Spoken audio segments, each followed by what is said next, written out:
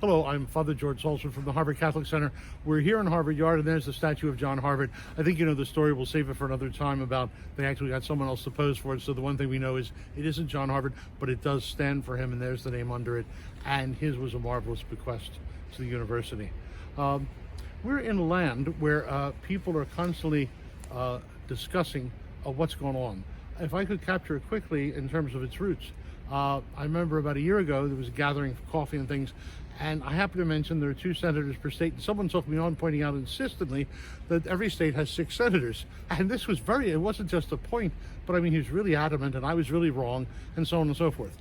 And it brought to mind, although I've been wrong in many things, I'm highlighting the one thing I wasn't wrong in my whole life. So to take a grain of salt. It brought to mind this, that years ago they got rid of civics, and they just didn't want to be bothered. And you see the results of not being bothered. If you want to we always learn by comparison contrast.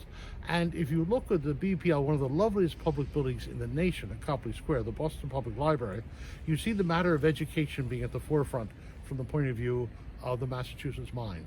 And John Adams, who just, his Constitution, which is the oldest one still ticking in the world for Massachusetts, his Constitution for Massachusetts, ratified down the way at the other corner of the yard in what's now Dudley, the insistence there was education.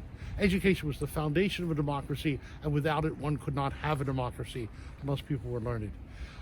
They came early on in this new land, Cambridge 1630, and they came together in 1636 to found a public institution. Harvard only became private in 1828. And so it was the public that came together to found this institution. It's true they were all Puritans. Yes, it would educate new divines, new ministers, when the other ones had educated over at Oxford and Cambridge and Dublin had died. But how important education was for them. And then the question, would it survive?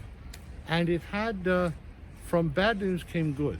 The bad news was a young minister who came over to Charlestown and was exercising a powerful ministry there, but then he died prematurely after only 2 years. And yet so in 1638, his bequest was all of his books and half of his treasure to go to the new college here in Cambridge, which came to be named Cambridge after where most of the people had gone. It was originally called Newtown. He showed in that donation what an important thing education is, what an important thing it is to open our minds and to realize that left to our own devices we don't know enough, we have to work to be informed. He also showed in the same moment how important the donations of others are and their help. At the Harvard Catholic Center, I'm going to put in a word. COVID has done a job with the parish and the student center and everything, so we're always grateful for your help.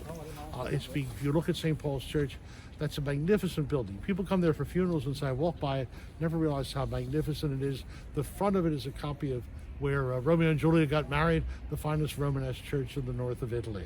And that great tower, the Lambert Tower, 15 stories high, rivaling William James Hall in height. But all of that was done by people who paid for it dollar by dollar, brick by brick, to build that. They and you have maintained all these good things. We stand in need of you and your support, and it's important now to say thank you. So there's John Harvard, for whom we're grateful, but there's also you, for whom we're eternally grateful. May God bless you. We pray for you every day.